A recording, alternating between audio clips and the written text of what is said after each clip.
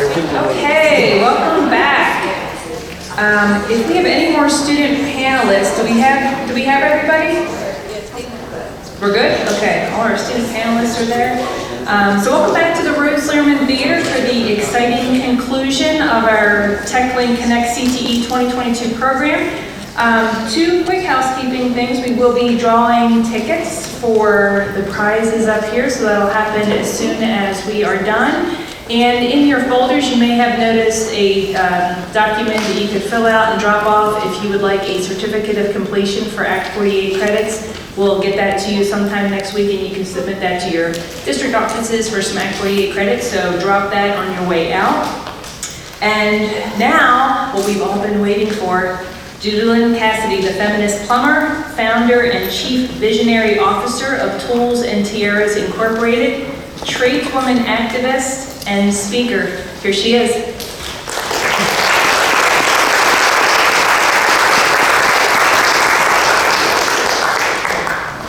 Before we begin, I would like us to take a moment and just ground ourselves in where we are and our purpose, and also for us to acknowledge the indigenous peoples whose land we stand upon. They teach us that Mother Earth, she is a source and not a resource. And also they teach us that we all, every single one of us here, should be good ancestors. We should.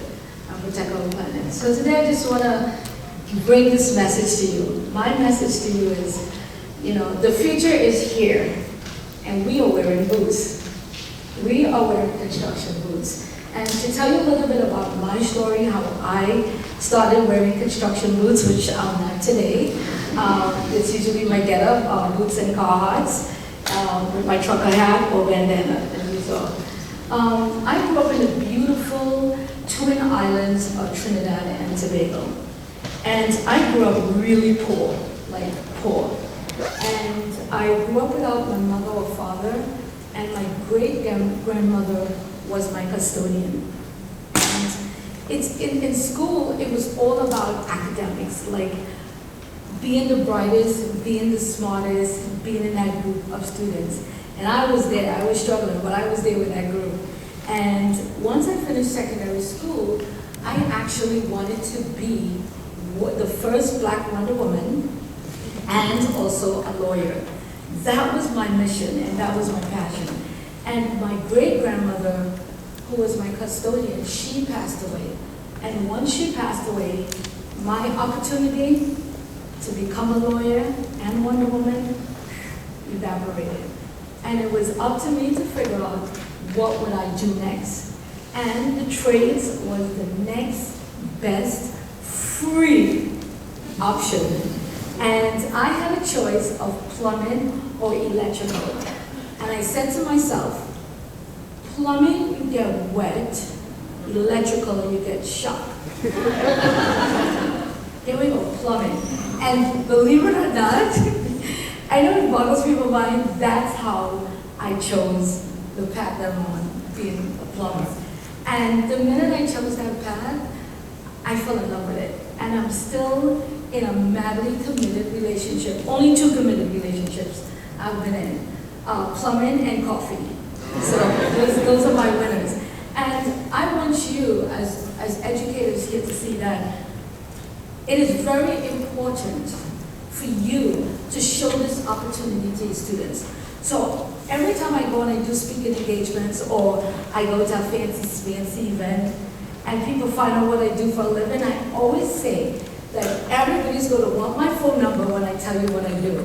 And once I say plumber, everybody wants my phone number. How many times in your life have you counted that you needed a plumber before you needed a lawyer?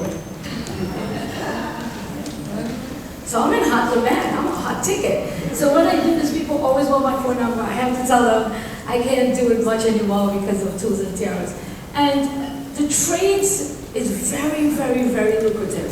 And what I love about it, and this is the honest truth, I can only speak for New York City. The median income is like $59,000 in the US, but in New York City, over $100,000 in plumbing without college debt.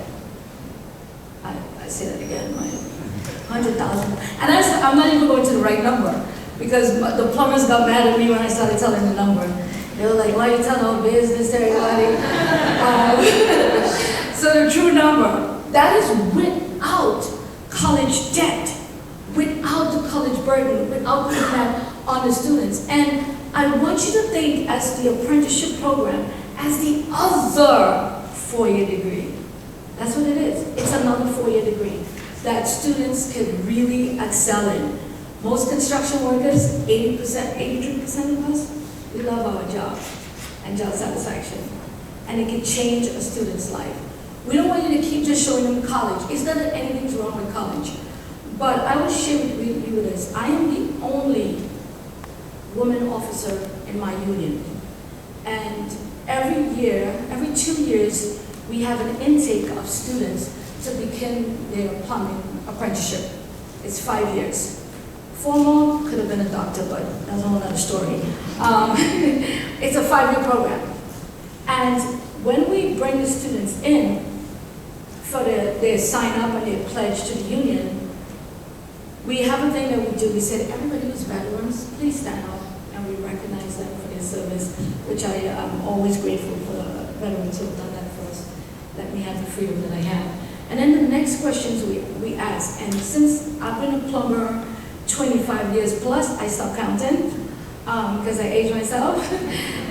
This is no joke. Every time I ask this question, they ask them this question, how many students went to college? 90% of the room put their hands up. What are we doing? What are we doing? Why are we selling them only one path? Now, I want you to take this message back to them. You are the ones who have to change their parents' mind and the students' mind, and let them know, like, hey, I met the feminist plumber. She said she's making over $100,000. I want you to take that message back, because I'm not just saying this is for real. Anybody who knows me knows that I speak my mind. It gets me in trouble sometimes. 90% of the room, and I'm really like, every time amazed how many of them went to college not following their path, unlike our CTE students. They stay in their chosen field, and they succeeded. A lot of other high school students have succeeded. Now, I started a program, I guess you saw, called Tools and Tiaras. And the reason why I started it is, like, I was in the business, and a lot of times I was the only woman in the job. And I saw a lot of women coming in, already broken, already battered, and then try to be in this male-dominated space and not succeed. And I had this thing that I wanted to do, was to inspire young girls to consider the trades and male-dominated career, but I never did it. And I was speaking on a stage, Makers Conference, about just being a plumber so that people could have respect for what I do. And in the middle of speaking, the universe said to me, you know that thing that you wanted to do for girls? You gotta go do it. And I listened. You know, sometimes we get those messages and we don't listen. And I listened. And the message was, go back and do this. And in my speech, that message came to me when I said these words. You should give a girl a tool and a tiara, which is giving her confidence, independence, and power.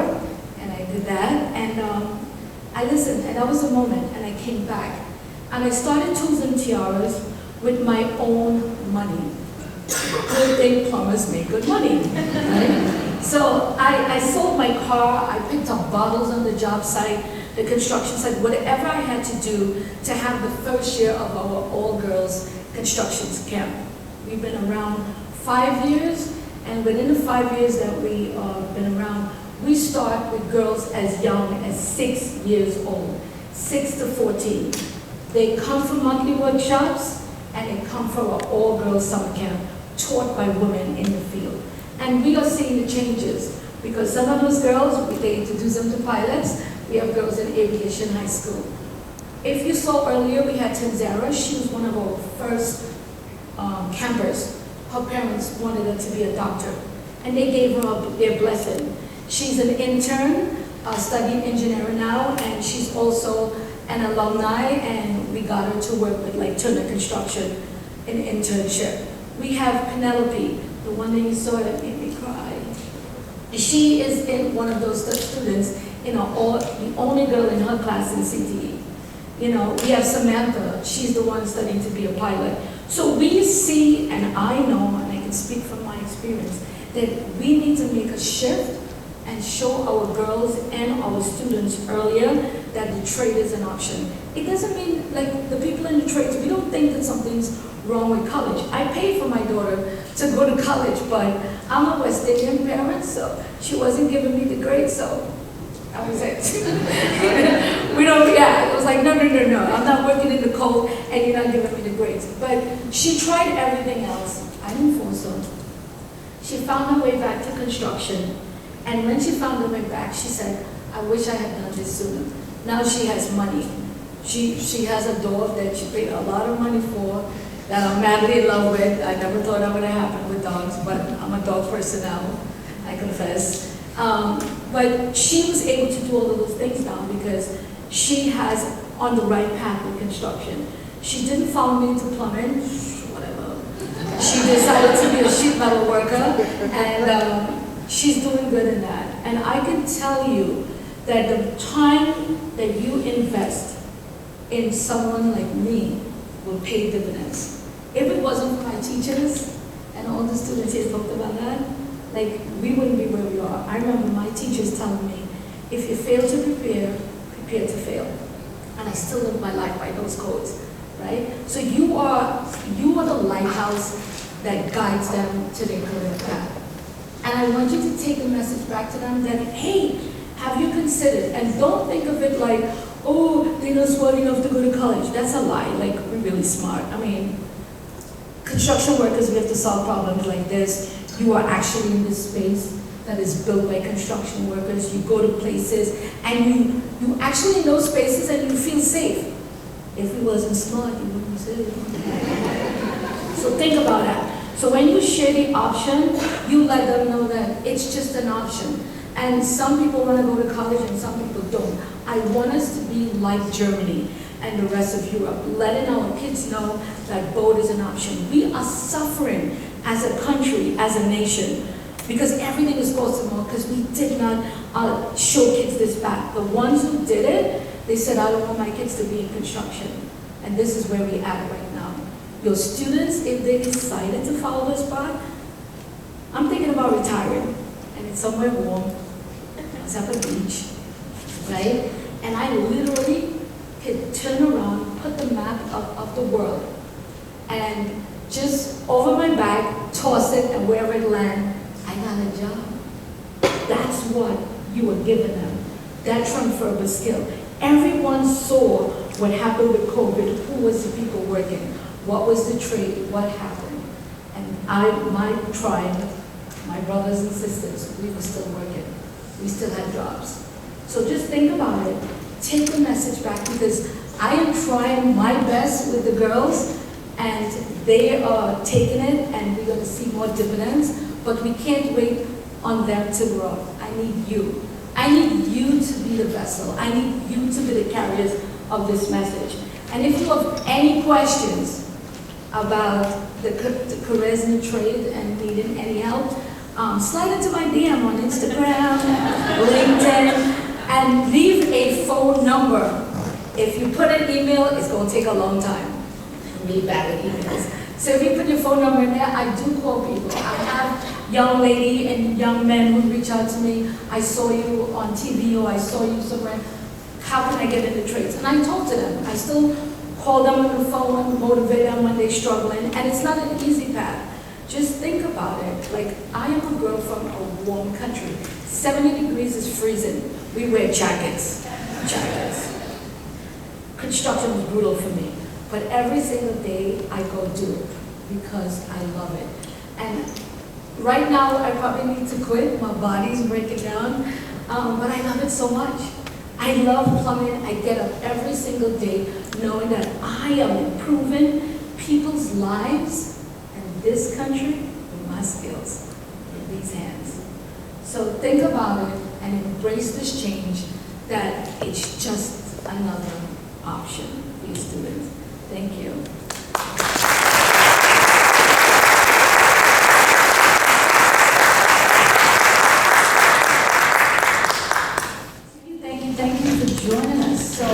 before we begin, I would love, and I'll put you guys on the spot, to just introduce yourself, say name, and one thing about you. Hello everyone, my name is Margaret Olansanya, and I'm in computer networking technology program. Nice. My name is Madison Britt, and I work at Johnson County Electrical School as a educator for electrical and HVAC. My name is Ismail Peralta, and I'm in the medical professionals program in Georgia. My name is Kate Wilkinson. I work for Middle Valley Electric, and I've been an electrician for 4 years. My name is James Godfrey. I'm in the Allied Health program, and I'm interested in numbers. My name is Nora Dignan, and I'm in the masonry program. Nice. So these are all my brothers and sisters, future, and some people who are working in the trade. You are right, Katie? Yes. Yeah. And what it is you like about being an electrician? Something I like about being an electrician is, like you said, the money.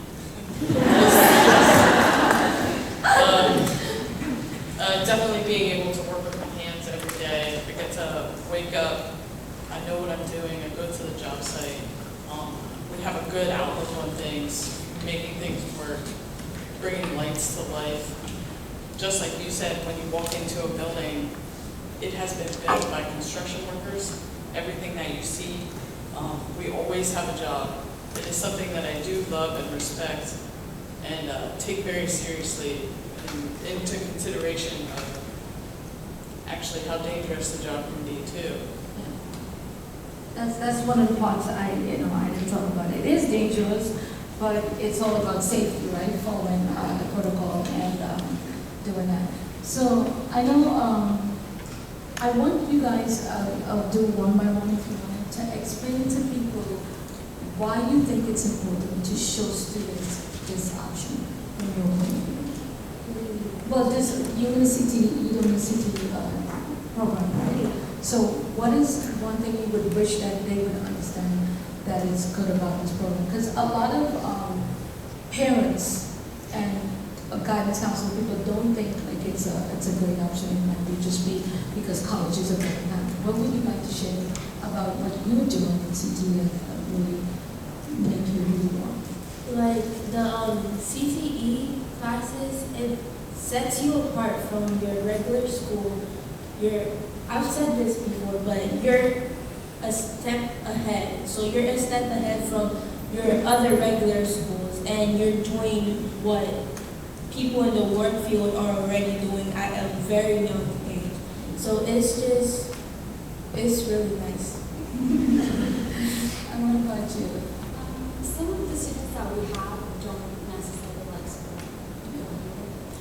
but I feel like this gives them a second option. Like you can focus on something, obviously focus on your schoolwork, but you have a whole second half of your day to focus on what career you want to make yours.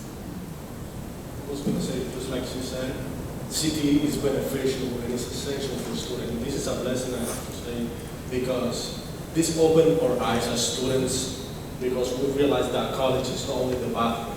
Like in our school, they offer us co-op, and they also offer us certifications, like farm tech certifications, medical terminologies, which you can go straight ahead to the workforce and win as a technician with that certification without going to college. I've had some friends that they don't want to continue with college because they think it's a lot of years and they just take their certifications and work straight ahead and they win.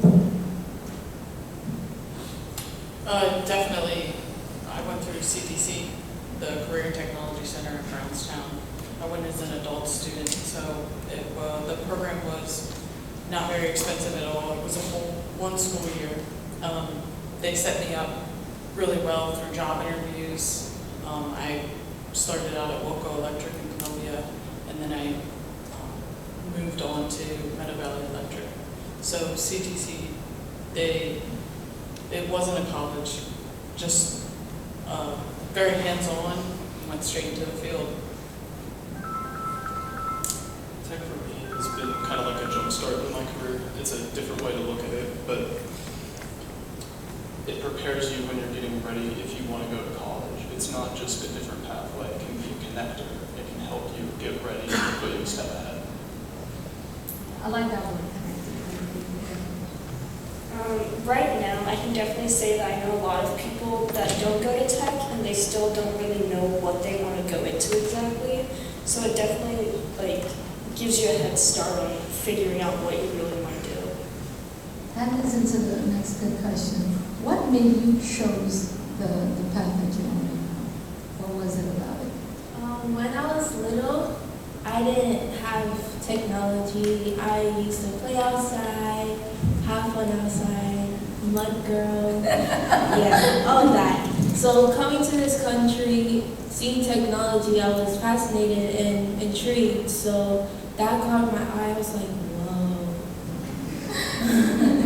this is so fun. But yeah, that's one of the reasons why I went into computer networking. Nice. And what about you? With our school, your freshman year, you have rotations, and you basically get to be in every single program for a day to figure out what you want to do. And when I got there, I had my heart set on medical, but I got stuck in electrical for 2 weeks because my schedule's coming set. But then I fell in love. It's addictive, right? It is. What about you? I was gonna say, since early ages, I want to become a doctor, so my heart has been always driven to medical professions.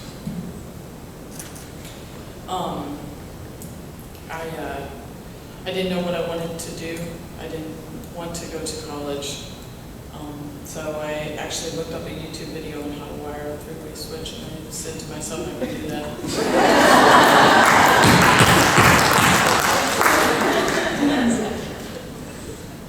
Ever since I was little, I always wanted to help people. I just never knew how I wanted to do it. So I researched a bit, and I found that nursing for me would be a good way to do so.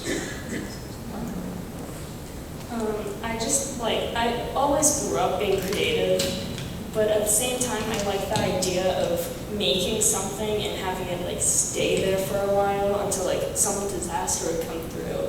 But you get to be creative, and that's why I chose masonry, because you have the opportunity of being creative, yet there's something that will actually stay afterwards. That is so true.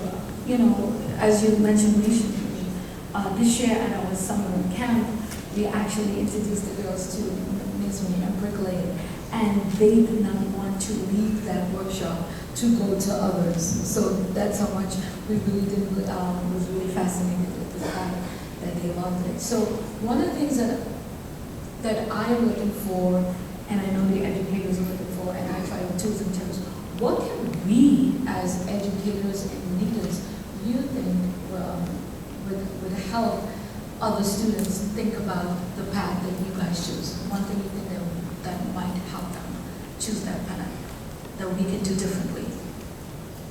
Maybe advertise our schools more, because I don't feel I thought DC Tech or tech schools were just construction stuff. I didn't know there were more parts to parts of it. So advertise the schools coming to the middle schools, how student ambassadors go to different middle schools and talk about their technical schools, and expos, bringing them into the schools, seeing all what we have in the schools really help too. I think that they need to bring more people, guest speakers, into schools that aren't technical schools, just to show other people that that is an option, that if that's right for you. Like the two last panelists said, spread the word. That is the main option and the most efficient option to actually make the CTE known more throughout each country. Just spread the word. Yeah, I definitely agree. I think more people, younger people specifically, need to realize that college is not just the only option, and it's not the only option to make money. And if I would have saw that in high school, I would have realized a little bit earlier that there are a lot of different careers within the medical field, the construction field, and there's there's a lot of ways to improve without spending a lot of money and going to get 4-year degrees. I feel like a lot of younger kids in our age group, they just don't know like what it's about, what we do. So getting it out there, advertising it more, showing the kids hands-on stuff would be really good for them. I agree with getting the word out, but at the same time, I feel like we gotta make sure that we have people to support like this decision of, hey, I think that it might be a fun idea to go into the field. Because I know like not everybody has somebody there to support them in their decision of construction and stuff like that. I would agree. Like right now, I believe the government spends for every $6 trying to get students into college, only $1 that goes into career training like what we do. So that's something's wrong right there. And I totally agree with you guys. I've noticed that with doing tools and tiaras, we started with girls as young as 6 years old. We have 8-year-old girls installing toilet bowls. And this is and welding, and now we just expose them to another path. So we need to do a better job as a community, right? As a country to show kids, and especially girls, this option, because not a lot of them are enrolled. So you guys are very brave, very brave for doing that. One of the questions that I have, I know I was in one of the earlier panels with you guys, I was so impressed with how you guys are passionate about what you do. And one of the things I was wondering, because you all seem so committed and driven by what you do, what do each one of you do for fun? Because it seems like you were so busy with everything else. What do you do for fun? I play soccer. I mean, football. Yeah, football. The real football. Yeah, she knows she's from another. We said, it was just so fun. What about you? Spend time with friends, family, plumber season's coming up, so. Nice. I was gonna say it depends on the mood, basically, because sometimes I just want to play a little bit of video games, or like today, strategy games like chess or other games. Just have fun and then just get distracted of the business. I'm a mom, so hanging out with my 2-year-old son is the best thing. I spend time a lot with my friends. I like to play tennis on my free time sometimes, and there's always video games. I like to go four-wheeler riding, and I also like to go hiking. Glad to know you guys do stuff for fun, because I was worried earlier. These kids are very, very busy. You know, there's a question that I always like to ask people. It's like, if you can tomorrow change the way the world is for women and girls in any male-dominated career, what would you like to see differently? I know that's a little tough one, I know, right?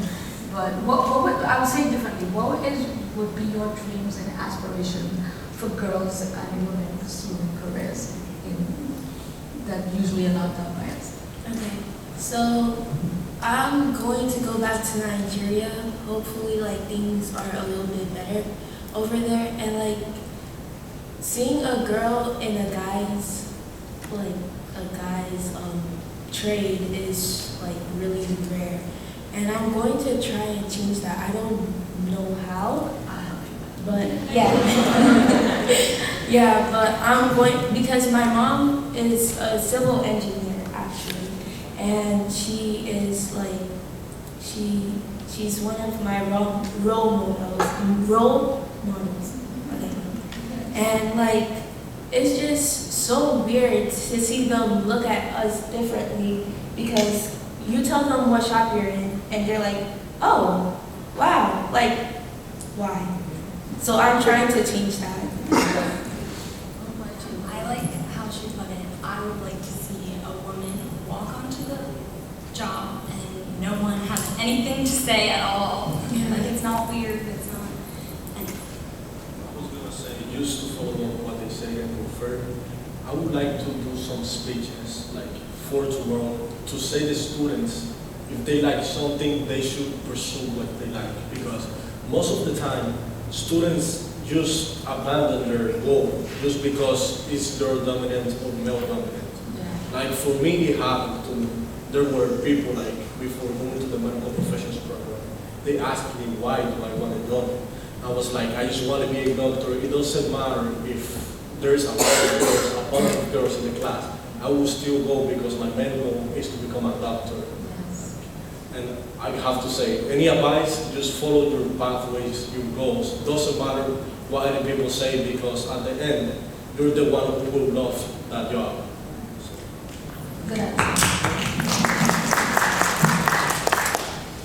If I had any advice to give to a female, I would say be confident in what you're doing and to understand the job that you're headed into, to understand what you're getting yourself into, as well as knowing the job that you're going into. Going back to what you were saying, I remember walking into tech like my very first day and being the only guy in the entire class. And I was just like, Welcome to our world. it was a bit nerve-wracking, but I never let that stop me. I studied hard, I worked hard, and I got up to where I am now. I can definitely say walking into tech the first day and being the only girl there, it was definitely something else. But I feel like the comments, like they're not necessary. Like, wow, you're here. Like, why did you choose this and stuff like that. It's not really necessary to have all of the comments questioning like why you did it. And the thing that I think is kind of funny is there's some things that the guys in my shop do that take like half an hour for them to do it, and then I get done like 5 minutes.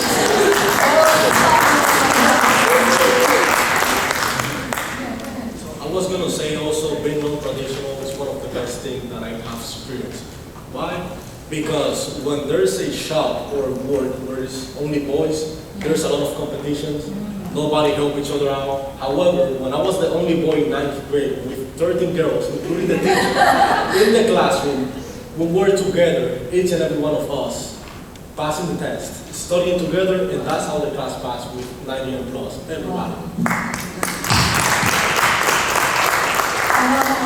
I have experienced tons of challenges being the only one. I still am the only one when I go to my meetings.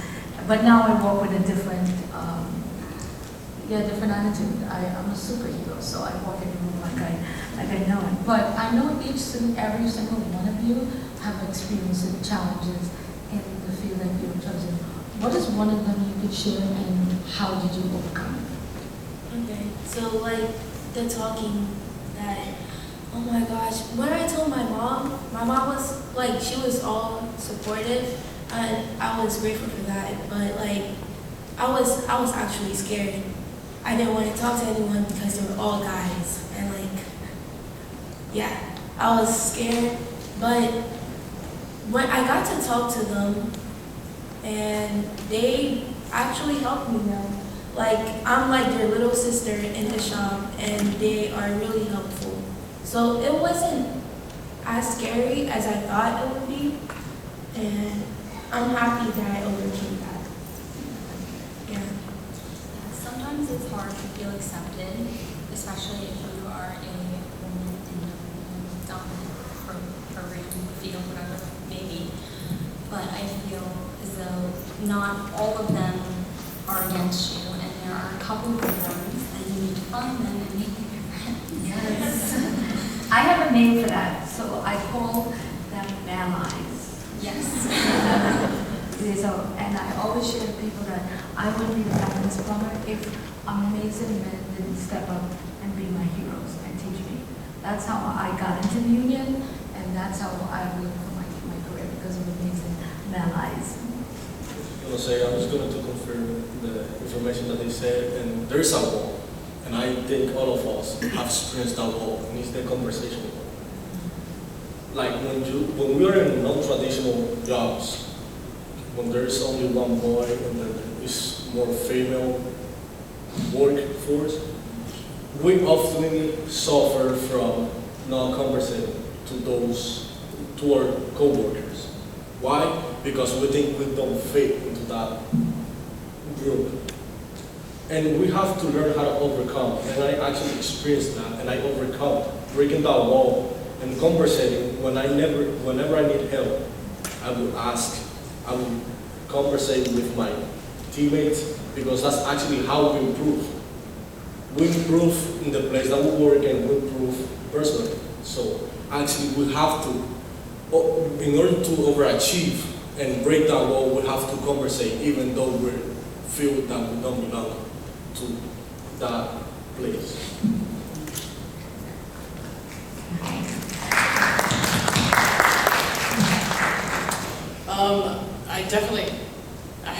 I would have quite a few answers to the problems that you see out on the job site.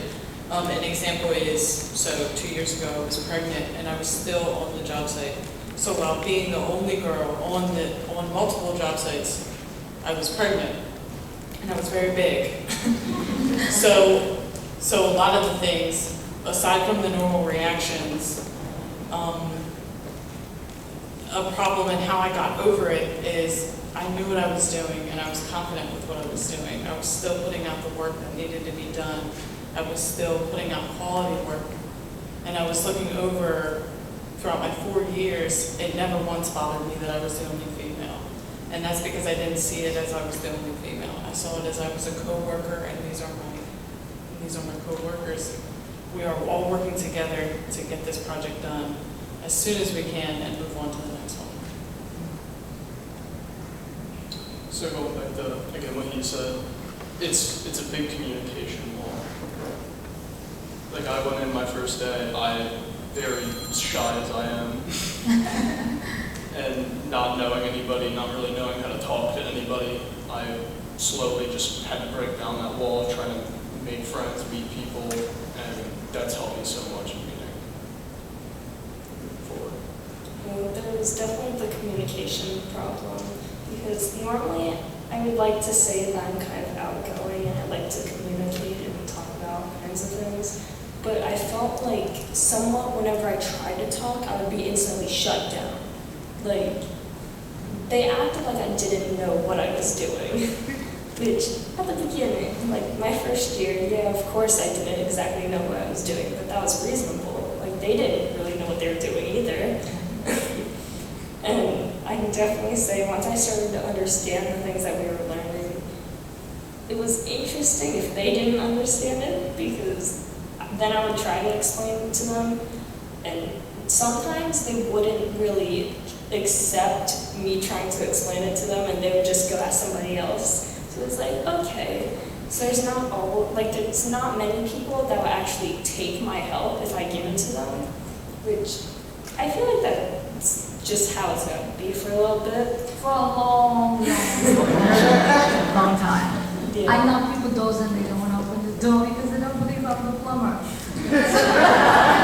So if just get used to it, because but I use humor, so it doesn't bother me anymore, because I use that opportunity to tell them they just miss having the feminist plumber did the job there. So use it like that. So it's not going to change for a while. Yeah. And I know that some people, in this world, they look upon us as construction workers, CT, and a lot of people don't give a lot of, only during COVID we did, but people like James, the jobs that they do, because if they're not home or people taking care of our loved ones and stuff like that, we can't do what we want to do. So what would James, one question you wish that people would think differently about you being doing this, that you would want them to think differently? A bit differently in the career, I would try to make it more seem as an opportunity. Make it less seem like you're alone, make it seem like you're connected with other people, you're there to help, you're just like the other people you're working with. It's not a big difference, it's just a different person. I'm glad you said it better, because you do it. So I'm going to open up. I had told them if you guys want to, if you wanted to ask me any questions, because I know if you wanted to after hearing my story, and then we'll point out to you guys for a question or two. Is that okay? All right. You guys have any questions? Let me look at that. We promised we wasn't going to do this.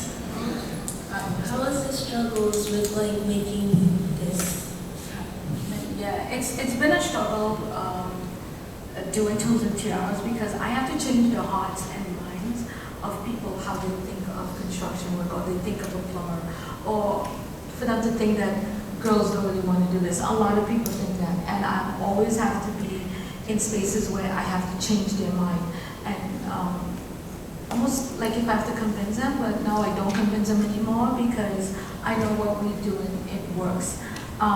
If you just go on our website, you see little 6-year-old girls with welding. We let them weld. We let them learn about cars. So that's been a challenge, and also trying to get people to see that construction is STEM. Like, it's the science, technology, engineering, art, and mathematics. So that's been the disconnect in trying now to shift that narrative. It's been difficult a little bit. Do you like residential or commercial plumbing better? I like both for 2 reasons. The big commercial ones, I love it because I get to work with really huge pipe, and I get to work in hospitals, and I get to braze and do cast iron. In residential, I'm doing that now because I left the big high-rise and I work now for the city of New York. But what I get now to do is improve people's lives with plumbing right away. Like when I get in there, there's water coming out with them, there's stuff happening, they're angry, and I get to learn how to social skills and negotiate and empathize. And then at the end of it all, able to solve their problems. So I actually like both.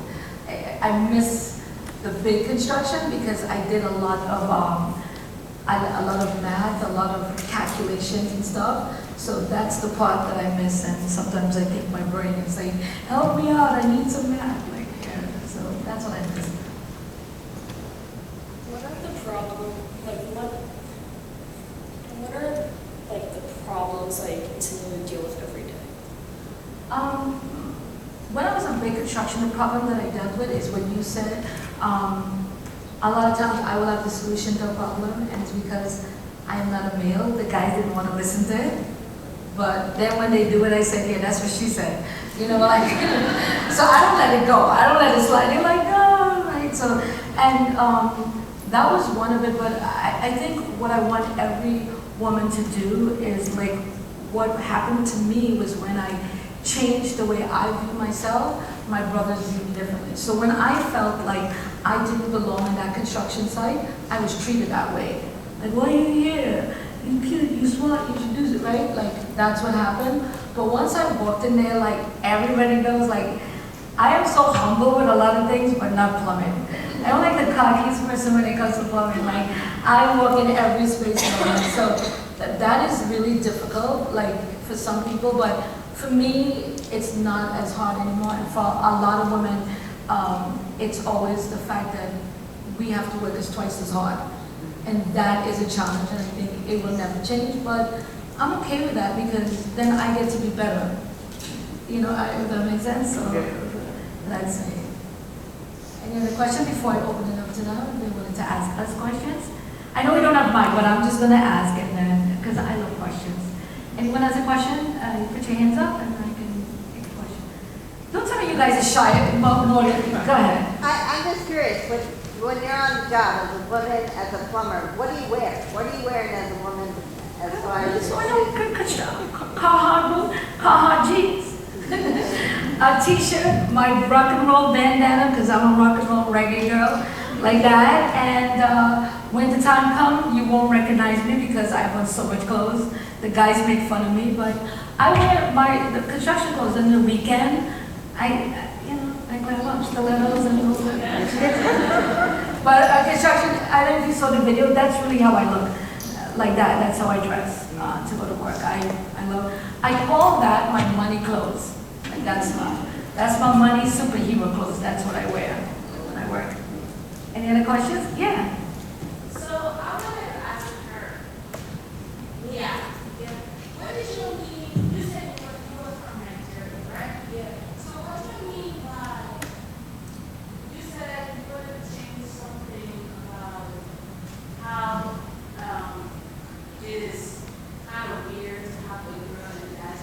Yeah. What you mean by that? Can you like expand more? So, like, I don't know.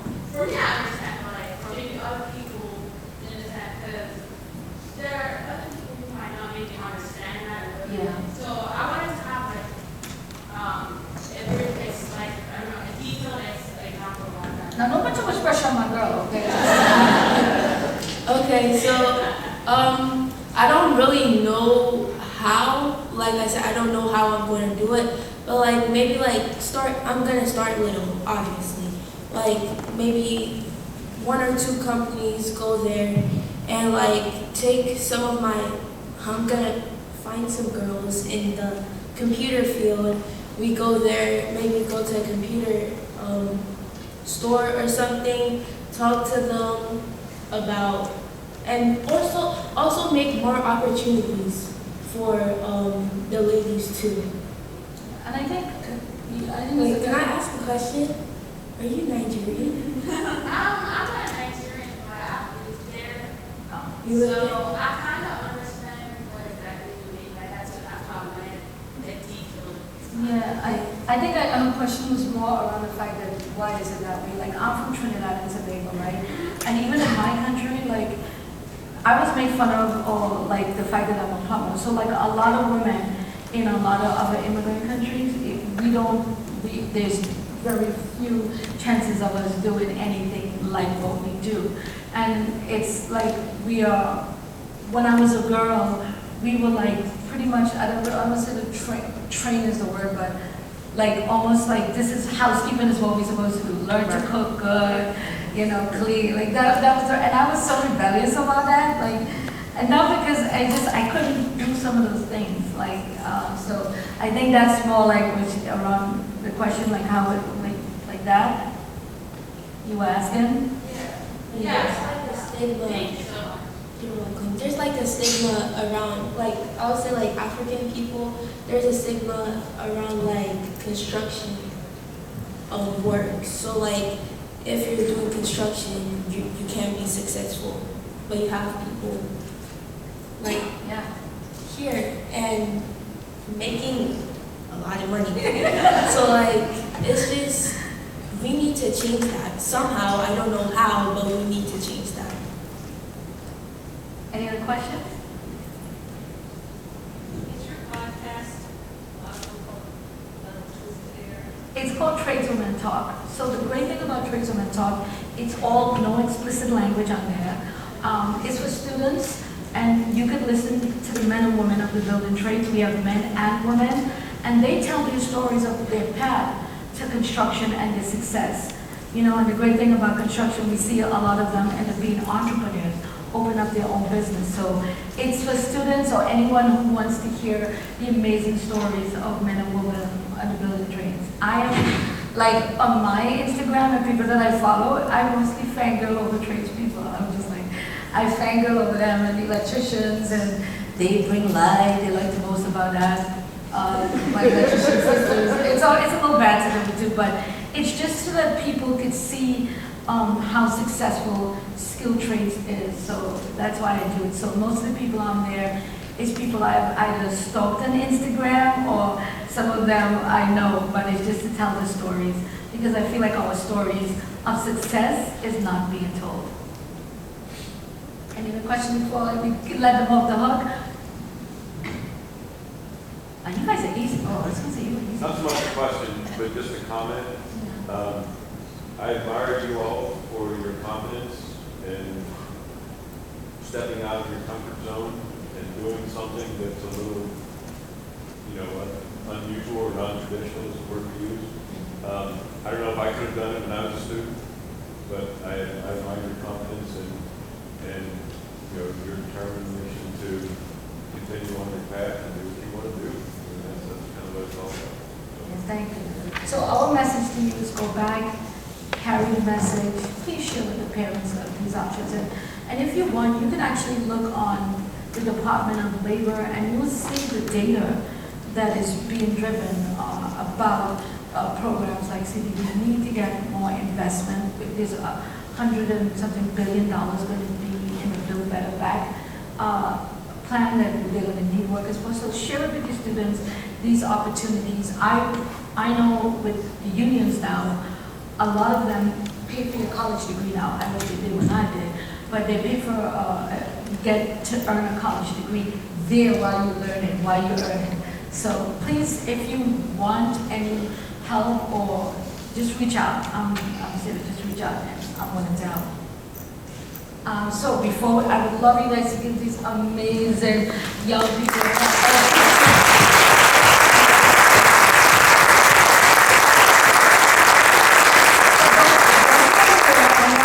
A raffle coming up, right? Yes.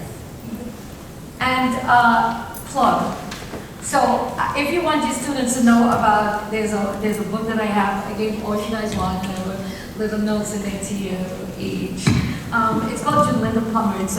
This series is called Make It Happen. And this book company wanted to show parents and teachers that there's other options.